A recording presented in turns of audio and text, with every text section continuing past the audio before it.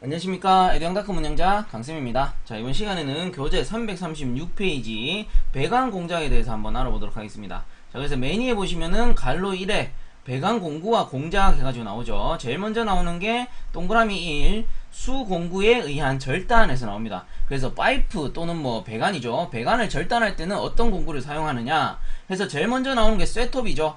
셋톱 줄 좀 꺼주시고요.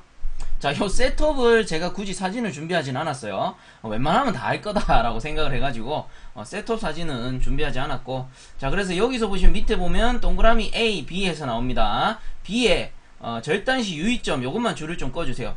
톱날이 관축의 직각으로 유지할 것 해서 관을 절단할 때 톱날이 어떻게 직각으로 요 상태에서 절단을 해야 된다 요 말이죠. 요거 줄 꺼주시고, 그 다음 절단이 끝날 무렵 가볍고 짧은 행동으로 절단할 것 해가지고, 자, 파이프를 절단하다 이제 거의 다 커팅이 됐어요. 그런데도 이제 막 이렇게 끝날 무렵에 이렇게 하지 말라는 거죠.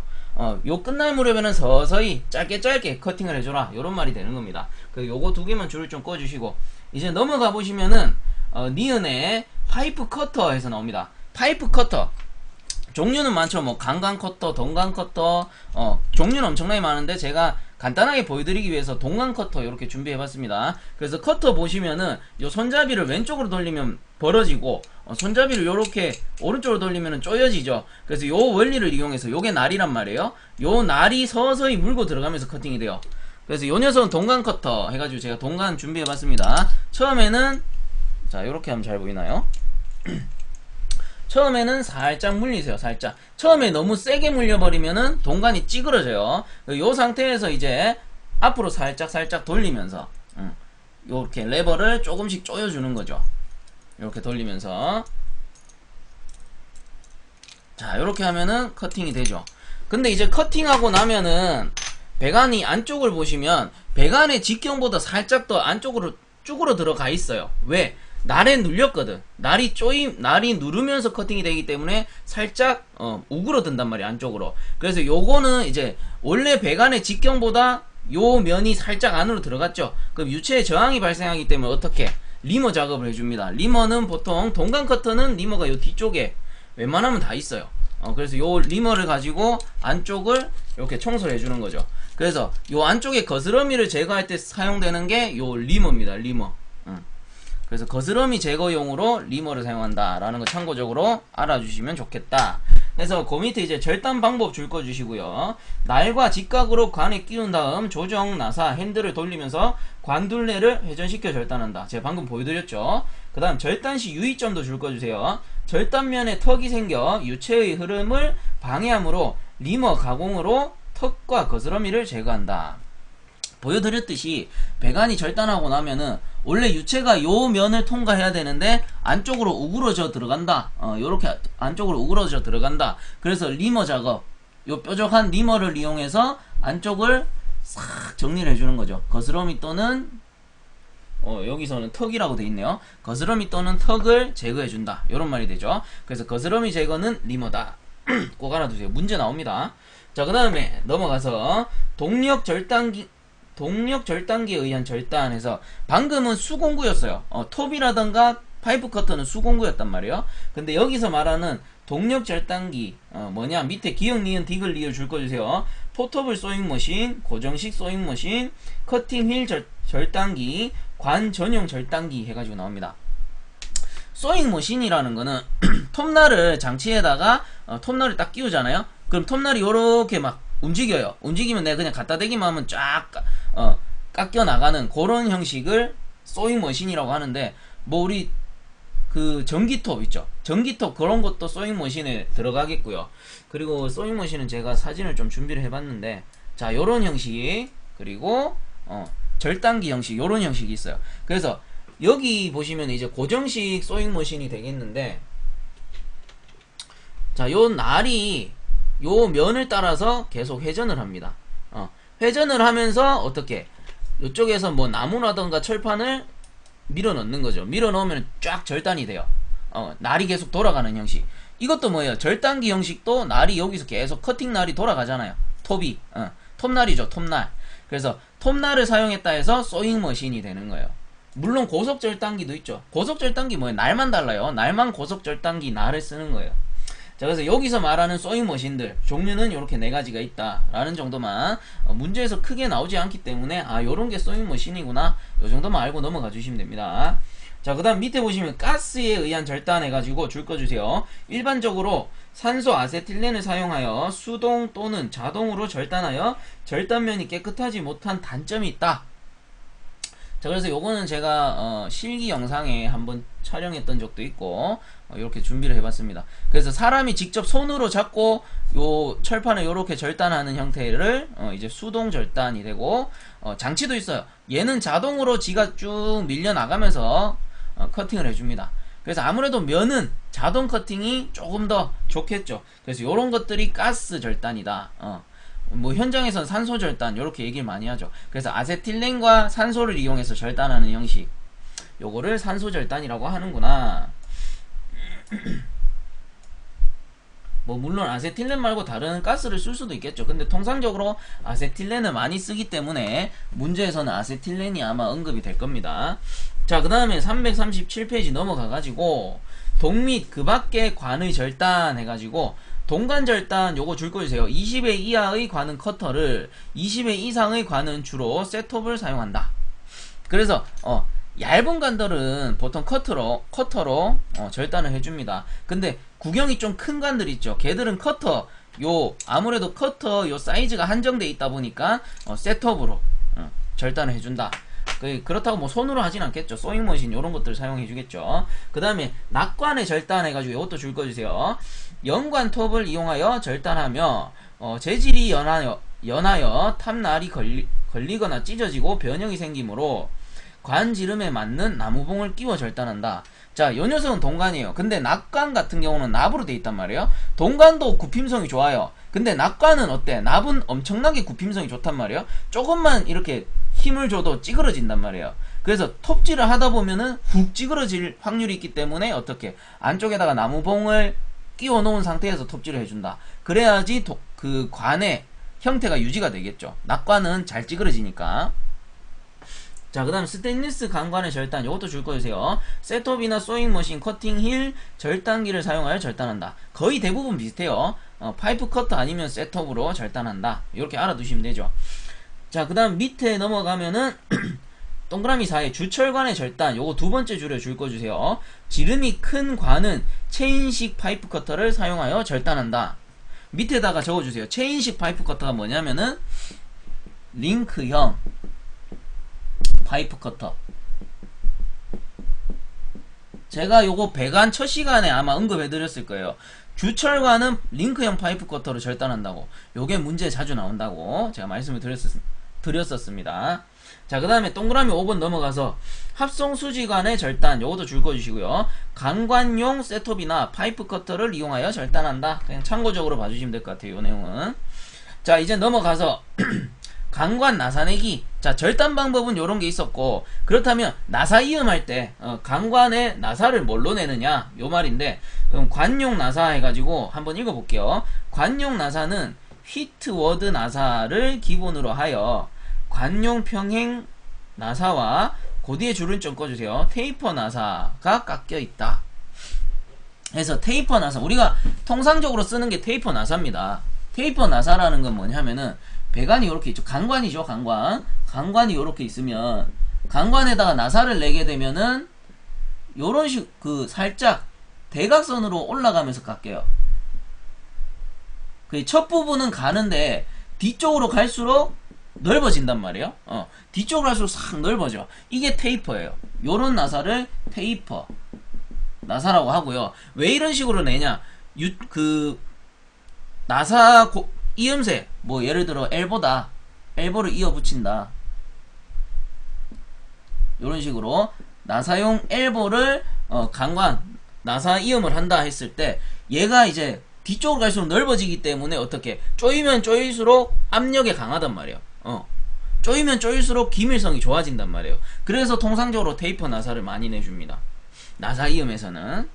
자, 그 다음 밑에 보시면 강관 나사내기 해가지고 수공구에 의한 나사내기 해서 A, B 줄 거 주세요. 오스터형 나사절삭기, 그 다음 리드형 나사절삭기 줄 거 주시고요. 그 다음 오스터형 나사절삭기는 그 뒤에 내용 있죠. 4개의 날 줄 것입니다. 4개의 날. 그래서 오스터형은 요 녀석이에요. 요 녀석 보시면 날이 1개, 2개, 3개, 4개 이렇게 나와 있잖아요. 요 녀석이 오스터형 나사 절삭기가 되는 거예요. 수동 커터에서 수동 나사 절삭기에서. 자, 그 다음에 리드형 같은 경우는 거기에 2개의 날 줄 거 주시고 사진에 보시면은 날이 1개, 2개 이렇게 되는 겁니다. 날이 2개다. 요게 리드형이 되는 거예요. 그리고 오스터형 나사 절삭기의 내용 중에 4개의 날이 한 조로 되어 있고 그 뒤에부터 줄을 좀 꺼주세요. 15에서 20A는 나사산이 14산, 그 다음 25A 이상일 경우에는 나사산이 11산으로 되어 있다. 요거 줄 꺼주세요. 25에서 250A 돼 있는데 통상적으로 25A 이상 요렇게 표시를 많이 해주거든요. 자, 그래서 15에서 20A의 경우 나사산은 14산을 내주고요. 그 다음에 25A 이상일 경우에는 나사산을 보통 11산을 내준다. 요 내용 문제에서 간혹 나옵니다. 문제에서. 그래서 요거를 좀 줄을 꺼주시고 알아두셔야 된다라는 거. 간단하죠. 오스타형은 날이 4개고 그리고 리드형은 날이 2개다. 그 수동 파이프 커터 커터가 아니고 자꾸 제가 헷갈리는데 나사 절삭기에서 수동 나사 절삭기에서 날이 4개인 거는 오스타, 날이 2개인 거는 리드형 이렇게 된다라는 거 알고 넘어갑니다. 자, 그래서 338페이지에 보시면은 그 동그라미 니은에 동력 나사 절삭기 해가지고 나와요. 요 동력 나사 절삭기라는 건 뭐냐면은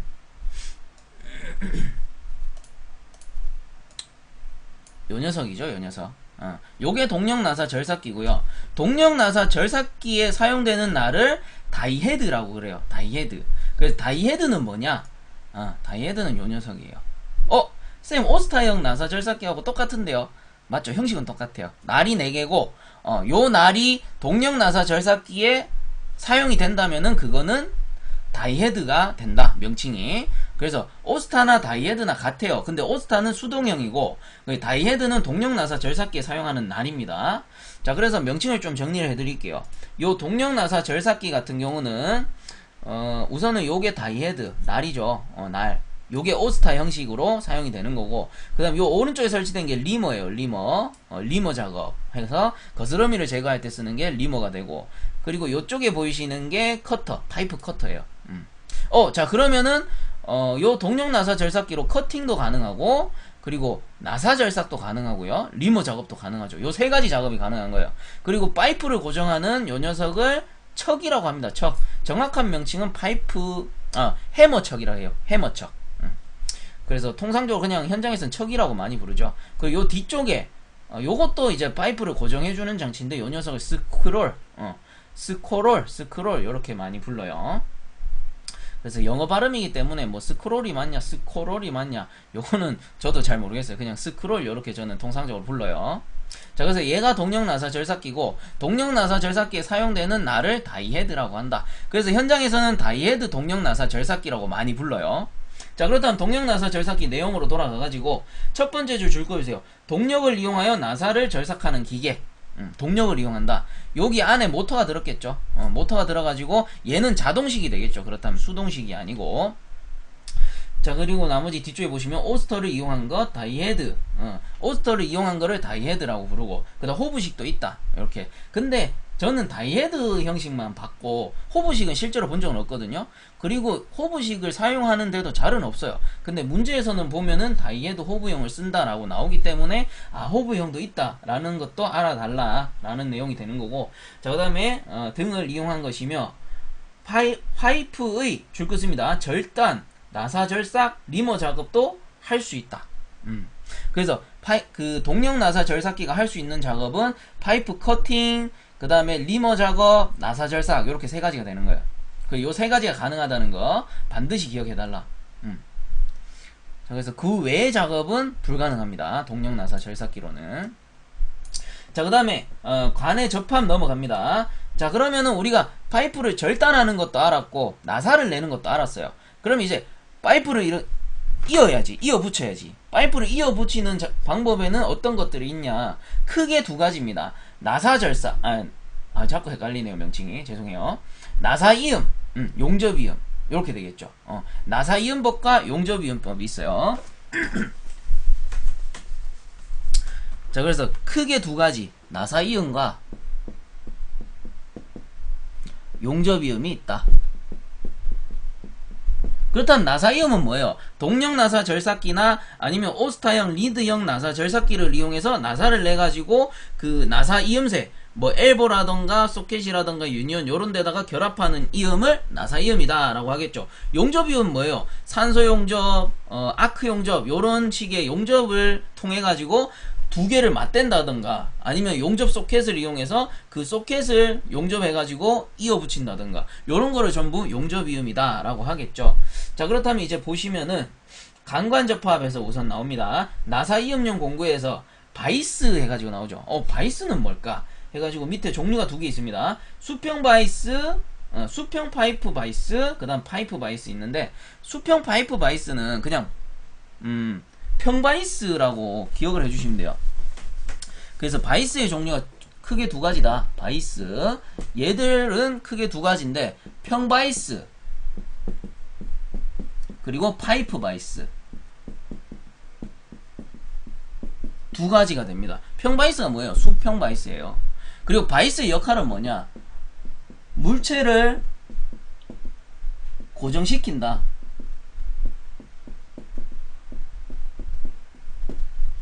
자, 그래서 제가 사진을 간단하게 보여드릴게요. 자, 요 녀석이 수평 바이스가 되고요. 요 녀석이 파이프 바이스가 됩니다.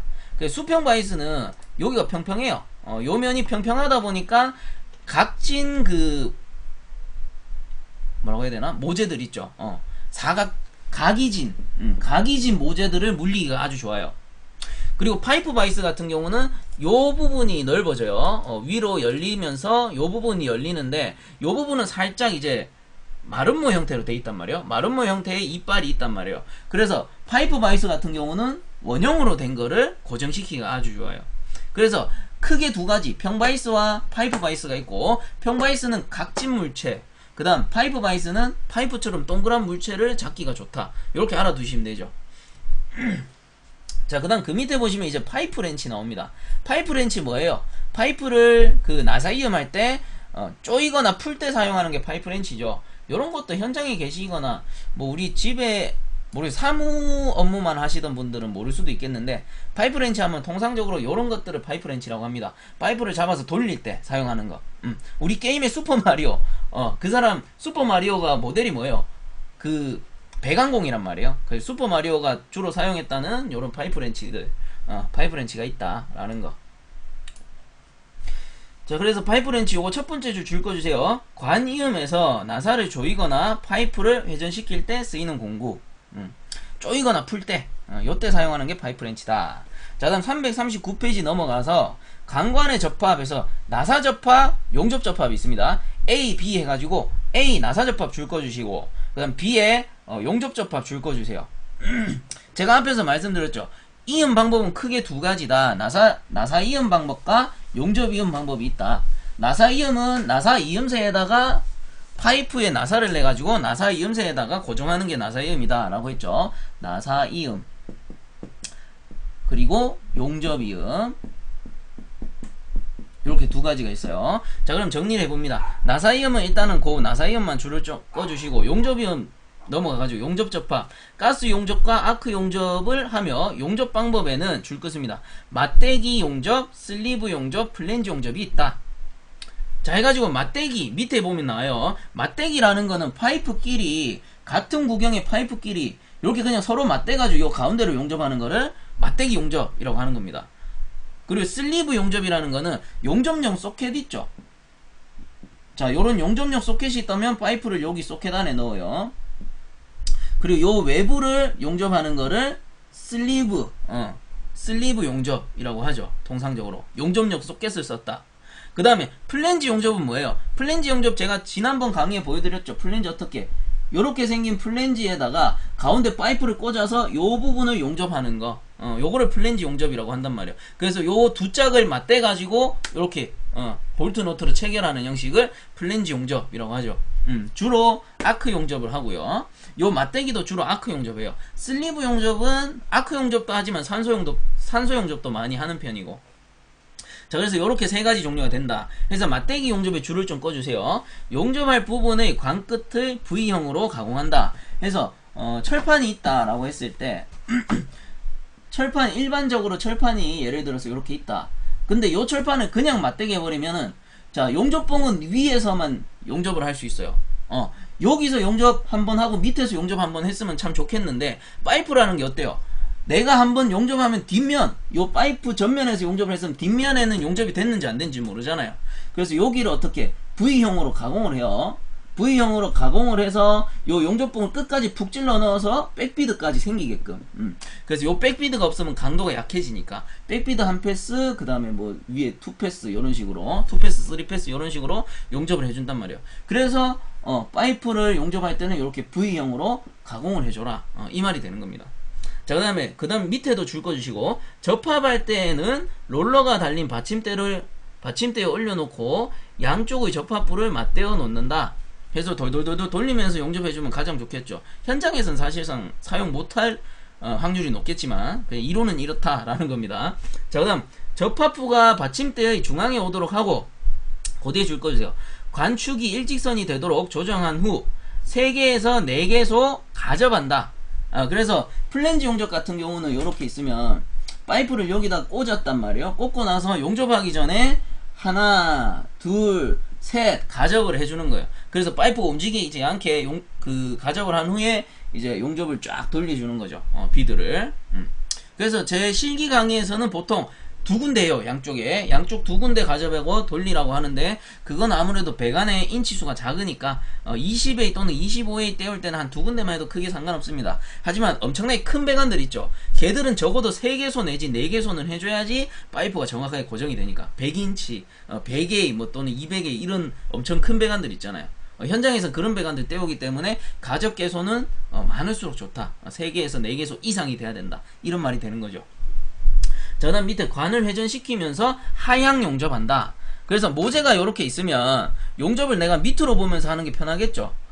내가 하향으로 용접할 수 있는데 굳이 돌려가지고 위로 보면서 용접할 필요는 없단 말이에요. 그래서 웬만하면 하향 용접해주는 게 좋다.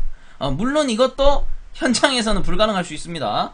현장 상황에 따라서는 위보기 할 수도 있고, 안 보고 이렇게 뒤쪽을 찢는 경우도 있죠. 거울로 대고. 그래서 요거는 이론에서는 요렇다라는 겁니다. 자, 그 다음 슬리브 용접은 그냥 슬리브 넣고 용접하는 거다. 그것만 알고 있으시면 되고, 그 밑에 플랜지 용접 나오죠. 플랜지 용접도 뭐예요? 여기 찢어가지고 플랜지 2개를 이렇게 결합하는 형태, 요거를 플랜지 용접이라고 한다. 제가 말씀을 다 드렸던 부분이고, 그 밑에 보면 이제 용접의 장점에서 나옵니다. 자, 그래서 요 용접 장점 하면서 나사 이음과 용접 이음을 조금 비교를 해보자고요. 자, 용접 이음 같은 경우는 맞대기다. 그럼 맞대기 이음하고 제가 엘보랑 맞대기 할게요. 그림으로 이렇게 엘보가 있다. 그럼 요 엘보랑 배관이랑 맞대기를 해놓은 상태입니다. 맞대기 용접을. 그리고 나사 이음 같은 경우는 요 나사 이음새 엘보가 있죠. 나사 이음새 엘보가 있고, 여기 이제 배관이 딱 들어가요. 배관이 들어가서 나사를 낸 배관이 되겠죠. 나사를 낸 배관을 요렇게 연결을 시킵니다. 자, 그리고 여기 반대쪽도 요런 식으로 넘어가겠죠. 요 녀석도 반대쪽도 당연히 맞대기를 했겠죠. 이렇게. 자, 그럼 용접이음과 나사이음을 비교를 한번 해봅시다. 나사이음 같은 경우는, 자, 보세요. 유체가 여기서 흘러 들어와가지고 들어간단 말이에요. 그럼 들어갔다가 여기 딱 부딪히면서 바로 스무스하게 넘어가는 게 아니고, 요런 틈 있죠. 요런 틈에서 싹 와류가 생겨요. 와류. 물론 요런 틈에서도 와류가 생기겠죠. 그래서 나사 이음새 같은 경우는 들어가서 바로 스무스하게 못 지나가고 와류가 많이 생깁니다. 와류가 많이 생기기 때문에 마찰 저항이 커져요. 근데 용접 이음새는 어때요? 쭉 가서 요 면에 닿아도 스무스하게 쑥 통과해요. 왜? 광경이 변하지 않았거든. 나사 이음새는 광경이 변해요. 부속이 조금 크기 때문에 광경이 와류가 발생해서 마찰 저항이 생기는데, 용접 이음새는 거기에 비해서 마찰 저항이 적은 편이죠. 그런 장점이 있고, 그 다음 강도는 어때요? 강도는 당연히 용접 이음이 좋겠죠. 얘는 완전히 떼어버렸잖아요. 그 다음에 나사 이음새는 여기에 비해서 강도는 좀 낮고, 대신 나사 이음새의 장점은 뭐예요? 분해 조립이 쉬워요. 얘는 나사이음 쪼여놨다가 내가 뭔가 이상해 그럼 풀 수가 있어. 근데 용접이음은 어때요? 거의 영구적이잖아요. 한번 용접해버리면은 절단하기 전에는 절단기로 절단하기 전에는 잘 분해가 안 되죠. 그래서 분해 조립이 용이한 건 나사이음, 강도가 좋은 거는 용접이음, 그리고 유체의 마찰 손실이 적은 것도 용접이음, 요런 게 되는 거예요. 자, 그렇다면 이제 용접의 장점 봅니다. 요거 첫 번째 줄 꺼주세요.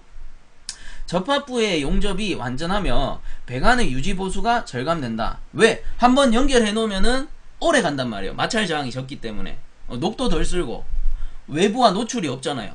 나사이음은 외부와 노출이 되어 있기 때문에 기밀 누설이 좀 잘 발생하는 편이고 수명이 좀 짧아요. 녹도 잘 쓸고. 자, 그 다음에 밑에 보시면 그 밑에는 읽어볼게요. 배관 후 단열 피복 등을 할 때 접합부에 턱이 걸리지 않으므로 피복 재료 작업 시간이 절약되고 외관도 좋다. 자, 단열재를 씌웁니다. 단열재를 요렇게 씌우는데 단열재가 요렇게 배관 모양 그대로 단열재를 씌울 수가 있겠죠. 근데 나사이음새는 어때요? 요렇게 단열하다가 엘보가 있네? 그럼 이렇게 불룩해져요. 엘보 크기만큼 불룩해져 단열재가. 그리고 여기도 똑같죠. 불룩해졌다가 요렇게 나온단 말이에요. 그래서 단열 피복하기에도 용접이음이 좋다. 자, 그 다음에 접합 강도가 크다 줄 거주세요. 용접이음은 당연히 강도가 크다. 요런 말이 되는 거죠. 자, 그 다음 340페이지에 동관 접합 나옵니다. 그래서 기억해 보시면 동관용 공구해서 밑에 그 종류 줄을 다 꺼주세요. 토치 램프, 플레어링 툴, 익스펜더, 튜브 밴더, 사이징 툴 해서 나오죠. 자, 요 녀석들은 종류도 꼭 알아두셔야 되지만 사용 용도까지 같이 알아두셔야 돼요. 왜? 문제 좀 많이 나오는 편이거든요. 그래서 토치 램프 같은 경우는 제가 실기 강의에서 토치 해서 많이 불렀던 적이 있는데, 자, 요런 것들입니다. 말 그대로 용접기예요. 불을 붙이는 장치, 불을 붙여서 가열시키는 장치들이 전부 토치 램프들이에요.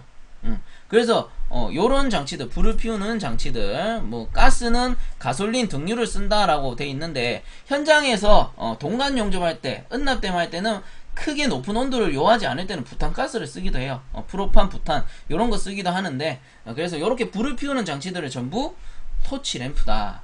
그리고 아세틸렌 산소 쓰는 그 용접기도, 실기에 나오는 그 용접기도 토치죠. 가스 토치 또는 뭐 용접 토치, 산소 토치, 제가 이렇게 많이 불렀었죠. 그렇게 요렇게 불을 붙이는 장치들을 토치라고 한다. 자, 그다음 플레어링 툴에서 나오는데 동관을 고정하는 공구 돼 있는데요. 동관을 고정하는 공구도 맞고요. 거기 뒤쪽에 써주세요. 나팔관을 내는 공구, 나팔관 공구, 나팔관 가공 공구라고 할까요? 가공 공구. 그래서 나팔관 요거를 플레어링이라고 해요. 플레어링. 용어 정리 들어갑니다. 그리고 플레어링을 하는 이유는 압축이음을 하기 위해서. 압축이음. 뭐였어요? 플레어 볼트 너트를 꽉 조인단 말이에요. 꽉 조이는 그 이음을 압축이음이라고 하는 거예요. 압력을 쭉 가한다고 라고 해가지고 플레어 볼트 너트를 플레어 볼트 너트에다가 나팔을 내서 쭉 조여주는 장치 있죠. 제가 저번 강의에서 그 작품 가지고 한번 보여드렸었는데, 그거를 이제 플레어링 이음, 또는 뭐 나팔관 이음, 다른 말로 압축 이음 요렇게 부른단 말이에요. 그래서 여기서 플레어링 툴 하면은 동관을 고정하는 공구의 의미도 있지만 얘보다는 나팔관을 가공하는 공구로 알아두셔야지 정확합니다. 자, 그래서 요거는 이제 플레어링 툴셋 제가 사진을 준비해 봤는데요. 여기서 지금 교재에서 말하는 고정 공구는 요 녀석이 될 거고요. 그 다음 플레어링 플레어링을 내는 부분은 요 녀석이 되죠. 요 팁. 나팔관을 가공하는 요 팁. 그래서 요 장치까지 통틀어서 플레어링 툴이 되는 거예요. 그리고 요 플레어링 툴셋 같은 경우는 확관도 같이 되죠. 그래서 요 지그를 팁을 바꾸게 되면은 확관도 동시에 이루어진다. 해가지고 밑에 보시면 익스펜더 해가지고 나옵니다. 익스펜더라는 거는 확관이에요. 확관. 그래서 동관의 끝을 줄 것입니다. 확관 스웨이징. 확관 스웨이징. 요거를 익스펜더라고 해요. 그 뒤에 이제 또는 나팔 끝 모양을 넓히는 공구를 플레어링 툴이다 라고 나오는데, 요건 좀 교재상의 어법이 안 맞죠. 그래서 익스펜더라는 거를 통상적으로 확관이라고 알아두시고요. 그 다음에 나팔을 내는 장치를 플레어링이라고 알아두시면 됩니다. 그래서 요거는 교재에서 조금 옛날 내용을 제가 발췌하고 검토 없이 올린 그 이제 원인인데, 그거는 좀 제가 죄송하다는 말씀 드리고요. 요걸 좀 수정해서 알아두시면 돼요. 플레어링은 나팔을 내는 공구고, 익스펜더라는 거는 확간을 하는 공구입니다. 그렇게 정확하게 알아두세요. 자, 그럼 이제 이해가 가시죠? 그래서 플레어링 툴이라는 거는 나팔도 낼 수 있고 확간도 할 수 있고, 여기 보시면 커팅기도 같이 들었습니다. 요거 뭐 참고적으로 알아두시면 될 것 같고, 요게 플레어링 툴 셋이었고요. 자, 그 다음에 이제 튜브 밴더, 밴딩기죠. 밴딩기. 동간을 밴딩할 때 사용하는 공구, 요거를 튜브 밴더라고 하는 겁니다. 요건 넘어갈게요. 자, 그 다음에 사이징 툴 해가지고 나오는데, 사이징 툴이라는 거는 뭐냐면은 동간의 끝을 진원으로 교정하는 공구 해서 나오는데요. 그래서 그 동간이 찌그러졌을 때 원형으로 되돌리는 공구를 사이징 툴이라고 해요. 어떻게 생겼냐? 자, 이렇게 생겼습니다. 요 두 가지 공구를 통틀어서 사이징 툴이라고 해요. 그래서 요 각각의 명칭은 저도 잘 모르겠어요. 저는 들어본 적이 없어가지고 그냥 요 두 개가 사이징 툴이라고 하고, 동간을 원형으로 돌리는 거를 사이징 툴이라고 하기 때문에 요 두 개를 합쳐서 사이징 툴이라고 하는 거예요. 그래서 명칭을 모르니까 요 녀석을 A 공구, 그 다음 요 녀석을 B 공구라고 제가 정해놓고 말씀을 드릴게요. 그래서 A 공구에다가 찌그러진 동간을 여기다가 삽입을 시킵니다. 요 구멍에다가. 그럼 찌그러진 동간이 삽입된 그 상태에서 어떻게, 요 막대 같은 B 공구 있죠? B 공구를 요 구멍에다가 쿡 집어넣어 버리는 거예요. 그러면 찌그러진 동간이 어떻게 쭉 펴지겠죠, 원형으로. 그래서 동간을 원형으로 되돌리는 공구를 사이징 툴이라고 한다. 요렇게 알아두시면 되죠. 자, 그렇다면 정리 한번 더 해드릴게요. 토치, 램프는 용접기죠. 불을 붙이는 거. 그 다음 플레어링 툴이라는 거는 나팔관을 내는 공구였고요. 그 다음 익스펜더라는 거는 확간기였습니다. 그 다음에 튜브 밴더라는 거는 밴딩기였죠. 그리고 사이징 툴이라는 거는 동간을 원형으로 되돌리는 공구. 자, 요것만 알아두시면은 적어도 한 문제는 맞춥니다. 한 문제 보너스예요. 아주 자주 나오는 문제이기 때문에. 자, 그 다음 이제 그 밑에 보시면은 플레어 접합. 요게 이제 플레어 볼트 너트를 이용해가지고 접합하는 건데, 요거 제가 잠깐만요. 자, 한 번 더 보여드릴게요. 그냥 보여드리는 게 제일 쉬울 것 같아서. 자, 얘가 플레어 너트.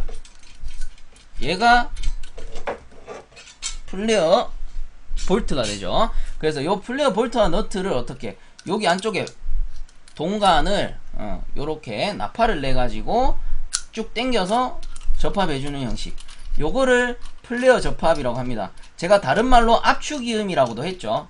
요렇게 꽉 조여버리면 압축이 되기 때문에, 그래서 요거를 플레어 접합 또는 압축이음, 그래서 요 나팔을 낼 때 사용하는 공구를 플레어링 툴 이라고 했습니다. 자, 다음 납땜 접합은 뭐예요? 요런 식으로 용접하는 거죠. 용접, 은납을 이용해서 요런 식으로 댐을 하는 거예요. 댐. 용접하는 거를 납땜 접합이라고 합니다. 자, 다음 플랜지 접합에서 나오는데, 동간 이음 방법에도 플랜지 접합이 있습니다. 요게 동간용 플랜지예요. 그래서 요 동간으로 돼 있잖아요. 그래서 여기다가 납땜을 한단 말이에요. 삽입해 놓고. 동간도 플랜지 접합이 있다는 거. 자, 그 다음 그 밑에 보시면은 가지관 접합에서 나오는데요. 가지관 접합이라는 건 뭐냐? 자, 이렇게 동간이 있으면 여기다가 구멍을 뚫어서 가지관을 만드는 형식이에요. 요거 이제 구멍 뚫어가지고 인치수가 작은 동간을 끼워서 용접한 형태잖아요. 요런 거를 가지관 접합이라고 하는 거예요. 가지관을 만들었다. 그래서 요거는 맨 밑에서 두 번째 줄 긋어주시면 돼요. 구멍을 뚫어 거스러미를 제거하고 접촉면을 깨끗이 닦고 은납댐을 한다. 구멍 뚫어서 이어붙인 게 가지관 접합이 되는 거예요.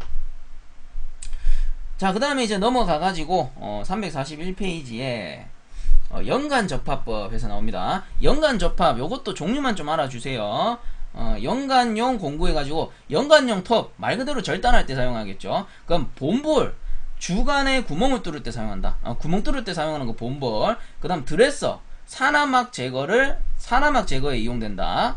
요건 뭐 일종의 사투리로 빼빠라고 하나요? 사포 같은 그런 것들을 드레서라고 하겠죠. 그 다음 밴드밴, 연간을 굽힐 때 사용한다.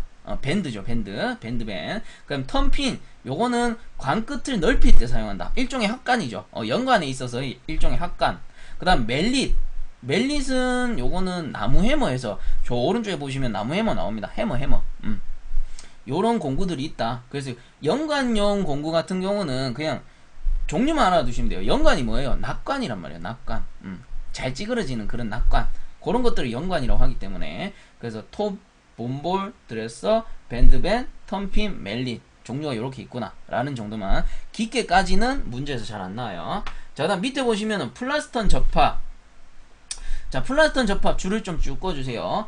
연납으로 사용되는 납과 주석의 합금은 납 38%, 주석 62% 정도에서 용융점이 183도씨로 제일 낮은 공정 반응이 일어나며, 모재인 연관의 용융점은 327도씨의 7도씨보다 낮으므로 연관의 납땜이 가능하다 해서 동간이라는 거는 납땜을 하는데 은납을 사용했단 말이죠. 자, 동간이라는 거는 납땜할 때 은납을 사용했어요. 은납이 뭐냐면은 은과 납을 섞어 놓은 그런 봉을 은납봉이라고 하는 거예요. 그래서 은 함유량이 많냐 적냐에 따라서 많이 녹냐 적게 녹냐 요게 좀 갈리는데, 동간이라는 거는 예를 들어 동간은 녹는 온도가 1000도씨 이상이고 1082도씨인가 6도씨인가 아마 그럴 거예요.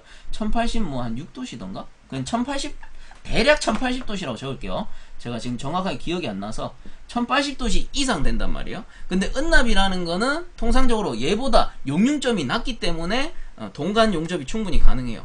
그렇다면은 연관이라는 건 어떻게 하냐? 연관이라는 거는 자 보시면은 납과 주석의 함유량에 따라서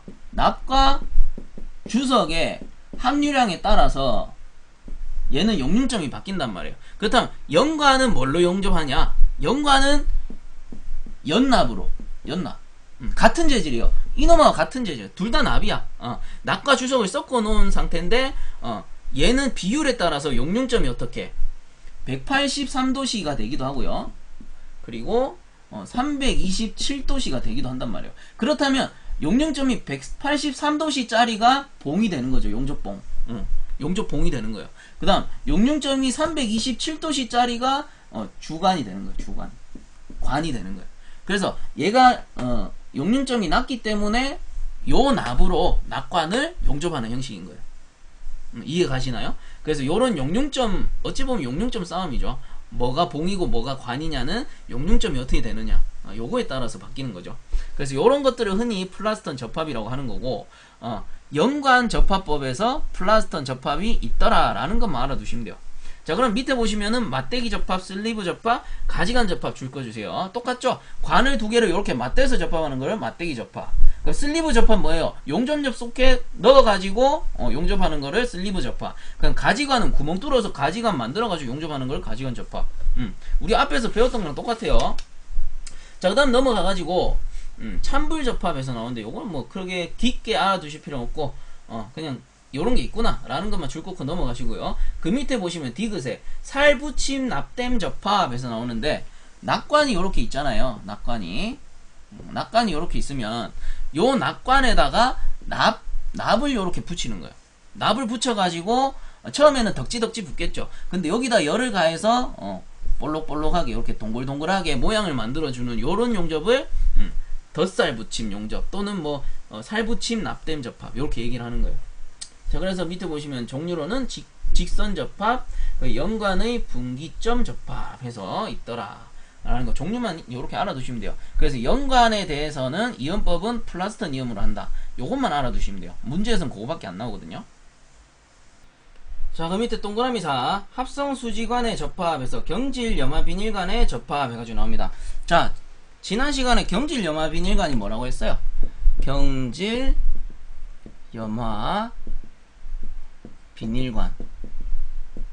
얘를 PVC 관이라고 했었죠.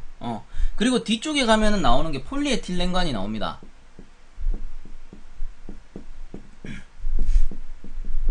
얘를 PE관이라고 했었습니다. 그래서 얘들의 접합법은 어떻게 되느냐 해서 경질염화 비닐관 먼저 볼게요. 자, 요 종류 일단 줄 거주세요. 나사 접합, 냉간 접합, 열간 접합, 플랜지 접합, 그리고 용접 접합. 다음 페이지까지 보시면은 요렇게 5가지 방법이 있고요. 자, 그렇다면 나사 접합은 제가 굳이 설명하지 않을게요. 나사를 내가지고 이염하는 방법이 될 거고, 냉간 접합 요거 줄 거주세요. 이음간을 접착제를 사용하여 접합하는 방식. 접착제 뭐예요? 본드예요, 본드. 냉간 접합이라는 거는 요건 지워버릴까요? 헷갈릴 수 있으니까. 자, PVC 관의 접합법에서 냉간 접합이라는 거는 접착제를 사용한다, 본드를 사용한다, 이 말이 되는 거예요. 자, 그 다음에 넘어가서 열간 접합은 요거 두 번째 줄 거주세요. 120도씨로 가열하여 접착제를 바른 삽입관을 단번에 끼우고 냉각한다. 자, 열간 간단하죠. 냉간 접착 같은 경우는, 냉간이온 같은 경우는 그냥 본드만 발라서 끼웠다면, 열간 접합이라는 거는 가열 후에 접착제를 발라서 끼우는 상태. 요거를 열간이라고 하는 거예요. 가열 후 접착제 사용. 자, 요게 열간 접합이 되는 거예요. 자, 다음 플랜지 접합. 물론 PVC에도 PVC용 플랜지가 있겠죠. 그런 플랜지 접합이 있겠고.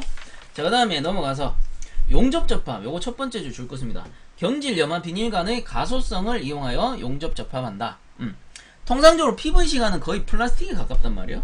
근데 이게 용접이 될까? 어떻게 하냐면은, 자, 파이프가 처음에 요랬어요.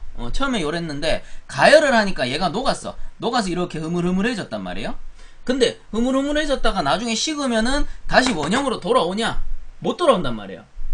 이 못 돌아오는 성질을 뭐라고 하냐면 가소성. 가소성. 원래의 상태로 돌아올 수 없다. 이걸 가소성이라 하는 거예요. 그렇다면 요런 가소성을 이용해서 용접을 한대. 그럼 어떻게? 자, 이거 지울게요. 어떠한 틀이 있다. 틀이 있으면 여기다가 파이프를 요렇게 두 개를 꼽는 거죠. 꼽아요. 그리고 여기에 열을 가하면 어떻게 됩니까? 얘들이 녹겠지. 예. 녹으면서 딱 붙어요. 그리고 장치를 빼면 어떻게 돼? 식고 나서 붙은 상태로 유지가 되는 거죠. 요게 PVC 용접이에요. PVC 용접. 가열을 하면 가소성이 있기 때문에 변형 후에 변하지 않는 그 가소성을 이용해서 용접하는 방식. 요게 PVC관, 경질 염화 비닐관의 용접이 되겠다. 자, 그 다음에 밑에 보시면 폴리에틸렌관에서 나오죠. 자, 폴리에틸렌관, 얘를 PE관이라고 했었고요. 자, 요 녀석도 일단 종류 줄 거 주세요. 나사 접합, 인서트 접합, 고무링 접합, 융착 슬리브 이음까지. 그래서 나사 접합은 나사로 이음하는 거. 그럼 인서트 요거 줄 거 주세요. 관을 가열하여 연화시키고 턱이 있는 인서트에 끼운 다음 물로 급속 냉각한다. 해가지고 여기서 나오는 인서트라는 게 뭐냐면, 인서트, 얘를 단어를 풀이하면은 끼우다가 됩니다. 끼우다. 뭔가를 끼울 수 있는 그런 장치를 인서트라고 해요. 그래서 요 인서트는 행거에서도 씁니다. 행거에 천장이 있다면, 행거라는 건 위에서 배관을 매달아서 지지하는 장치잖아요. 그럼 요 행거를 천장에 고정하는 요 장치를 뭐라고 하냐면 얘를 인서트라 해요. 그래서 뭔가를 끼울 수 있는 장치, 요거를 인서트라고 하는 거고, 그렇다면 관을 가열해서 끼울 수 있는 장치인 인서트에다 끼운 다음에 냉각시키면은 이음이 딱 되어 있겠죠. 요거를 인서트 접합이라고 하는구나. 자, 그 다음 밑에 보시면 이제 고무링 접합에서 나오는데 폴리에틸렌관의 고무링 접합이라는 거는, 폴리에틸렌관도 요렇게 확관되어서 제작돼 가지고 나오는 관들이 있겠죠. 그럼 여기 안에다 고무링을 요렇게 설치를 해요. 고무링을 설치하고 반대쪽 배관을 요렇게 밀어 넣습니다. 그럼 어떻게 돼요? 요 고무링이 밀려 들어가죠. 쭉 고무링이 밀려 들어가면서 들어가면 들어갈수록 압착이 된단 말이에요. 압착이 돼서 누설을 방지한다. 요게 고무링 이음이 될 거고요. 그 다음에 융착 슬리브 이음은 뭐예요? 융착 슬리브 이음이라는 거는 배관을, 일종의 슬리브를 여기 슬리브를 끼울 수도 있는데, 여기서 보시면 접합부의 관 끝을 경사지게 깎고 120도씨로 가열한다. 그리고 밑에 마저 읽어보면 가열부가 녹으면 관 끝에 맞대어 접합부가 편심이 되지 않도록 약간 비트는 듯한 힘을 주어 접합한다.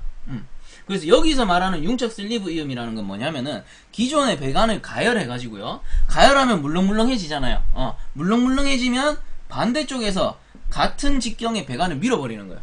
그럼 어떻게 돼요? 요게 물렁물렁하니까 요 녀석이 밀려 들어가면은 이게 싹 넓어질 거란 말이에요.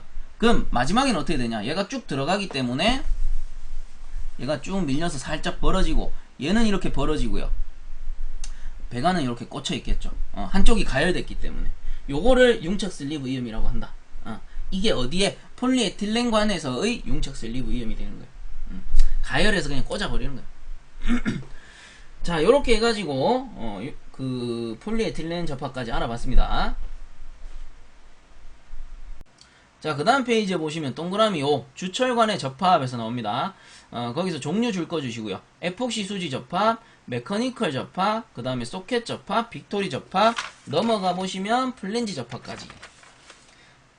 자, 그래서 여기서 기역 니은은 그냥 읽어보시면 될 것 같아요. 그리고 디귿에 보시면 소켓 접합, 요거 줄 거 씁니다. 접착제로 납과 얀을 이용한다. 자, 그래서 요 소켓관에 해당되는 건데, 주철관이라는 거 소켓관과 플랜지관이 있었잖아요. 그래서 소켓관이라는 거는 요렇게 오다가 소켓 형식으로 자, 요렇게 오다가 소켓 형식으로 살짝 넓어지는 관. 얘가 주철관의 소켓관이었고, 자, 요 관과 같은 직경의 관을 이음을 한단 말이죠. 이음을 하는데 얘들을 그냥 꽂아 놓으면 접착이 안 되잖아요. 그래서 요 틈에다가 뭐를 넣는다? 여기에다가 납과 얀을 넣어가지고 접착제로 쓰고, 그리고 요 바깥으로 기밀 누설되는 것도 막아주겠죠. 그래서 요때 접착제로 쓰이는 게 뭐다? 납과 얀이다. 해서 얘가 소켓 접합이 되는 거예요. 소켓 접합이라는 거는 납과 얀을 이용해서 접합하는 방식이다. 이렇게 되는 거죠. 그 다음 밑에 리얼에 보시면 빅토리 접합, 이것도 줄 거 주세요. 관을 서로 맞대고 특수 고무 패킹을 끼운 후 흑심 가단 주철제의 링으로 패킹이 압착되도록 볼트를 조인다. 해서 빅토리 접합, 빅토리 조인트라는 게 있어요. 자, 이렇게 보시면 주철관에다가 주철관 양단에다가, 자, 요 양단의 가운데에다가 빅토리 조인트를 연결하고, 어떻게? 여기 볼트 있죠, 볼트. 볼트를 조이는 방식. 요게 빅토리 접합이다. 라는 거죠. 그 다음에 넘어가 보시면 플랜지 접합 나오는데, 굳이 요거는 다시 설명하지 않을게요. 똑같으니까. 자, 그 다음에 이제 넘어가 보시면, 비금속관 접합에서 성면 시멘트관 접합에 세 가지 종류가 나오죠.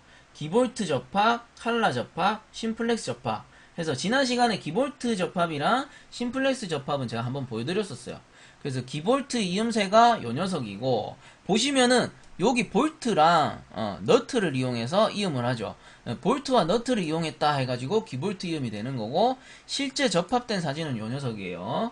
실제로 성면 시멘트 간에 접합된 모습이 되는 거고, 자, 얘가 기볼트 이음이었고, 그 밑에 보시면 이제 처음 보는 이음이 칼라 접합해서, 칼라라는 게 뭐냐? 칼라는 요렇게 생겼어요. 요게 이제 성면 시멘트 간에 이런 식으로 들어가게 되는데, 자, 얘는 성면 시멘트 관은 아니에요. 성면 시멘트 관 사진은 제가 구하기 힘들어서 다른 관인데, 요런 형태의 이음새를 전부 칼라라고 하는 겁니다. 칼라. 그리고 기볼트 이음도 갖고 와보면요, 기볼트 이음에 요런 둥근 원형 있죠. 얘도 칼라가 되는 거예요. 요런 형식으로 생긴 이음새를 칼라라고 하는 거고, 그래서 칼라에다가 얘는 기볼트, 볼트와 너트를 이음했기 때문에 기볼트 이음이 된 거고, 자, 그렇다면 칼라에다가 어떻게 그냥 이음하면은 쏙 빠질 거 아니에요. 그래서 요렇게 칼라를 이음해 놓은 상태에 요 외면에다가 모르타르나 시멘트를 발라줘요. 그러면 그 모르타르랑 시멘트에 의해서 이음이 되어 있겠죠. 그게 칼라 이음이 되는 거예요. 자, 그렇다면 그 밑에 이제 심플렉스 접합은 뭐냐? 심플렉스 접합은 요 녀석이거든요. 그래서 맨 칼라예요. 요 녀석, 요 원형이 이제 칼라 형태인데, 요 칼라는 기존의 칼라 접합은 시멘트랑 모르타르를 발랐다면 얘는 안쪽에 고무링이 들어있습니다. 고무링에 의해서 접합되는 형식을 심플렉스 접합이라고 하는 거예요. 자, 그렇다면 이제 정리가 되는 거죠. 우선은 칼라 접합이 제일 상위에 가겠습니다. 칼라라는 형태의 접합 이음새가 되겠고, 요거를 성면 시멘트 간에 그 이음을 해서 시멘트랑 모르타르를 바른 거를 칼라 이음, 그 다음 볼트랑 너트를 쓴 게 기볼트 이음, 고무링을 쓴 게 거기 이제 심플렉스 이음이 되겠죠. 이렇게 정리가 되는 거예요. 그렇다면 이제 줄만 끊고 넘어갈게요. 기볼트 이음의 첫 번째 줄 긋습니다. 기볼트 접합은 약간의 신축성과 굴절성을 가지며 성면 시멘트 관의 칼라 접합에 5개에서 10개소마다 1개의 기볼트를 접합한다. 칼라랑 섞어 쓰는 거예요. 칼라랑 쭉 섞어 쓰다가 5개나 10개소마다 1개씩. 왜? 얘는 신축성이 있거든. 다른 거 칼라는 시멘트 발라버리니까 신축성이 없잖아요. 근데 기볼트 같은 경우는 신축성이 있어요. 안쪽에 공간이 있기 때문에. 그 다음 칼라 접합은 요거 밑에서 두 번째 줄에 보시면 이터닉 칼라가 중앙에 오도록 하고 관둘레의 틈이 균일하도록 쐐기를 박은 다음 시멘트 모르타르를 다져 놓는다. 시멘트랑 모르타르를 바른다. 요 말이 되는 거죠. 자, 그 다음에 심플렉스 접합, 요것도 줄 거주세요. 칼라 접합과 같이 칼라를 사용하며 모르타르 대신 고무링을 사용하므로 탄력성을 갖는다. 요 녀석이죠. 둥근 형태를 칼라라 하고 시멘트를 쓰는 게 아니고 안쪽에 고무링이 들었다. 요 말. 자, 그 다음에 밑에 보시면 넘어가서 니은의 콘크리트 관의 접합, 요건 줄만 끊고 넘어갈게요. 보통 콘크리트 관은 소켓 접합을 하며 소켓 틈에 시멘트 모르타르를 채워 사용한다. 뭐 이렇게 돼 있고, 그 다음 밑에 도관 접합, 요것도 줄만 꺼주세요. 접합제로 시멘트 모르타르 사용. 해서 거의 비슷한 형태가 되겠죠. 자, 해가지고 배관 공작, 요번 시간은 여기까지 하고 마치도록 하고요. 본 강의가 도움되셨다면 유튜브 에듀앙닷컴 검색 후에 구독과 함께 영상 하단에 보시면 따봉 버튼 있습니다. 따봉 버튼 한 번씩만 눌러주시면 감사하겠습니다.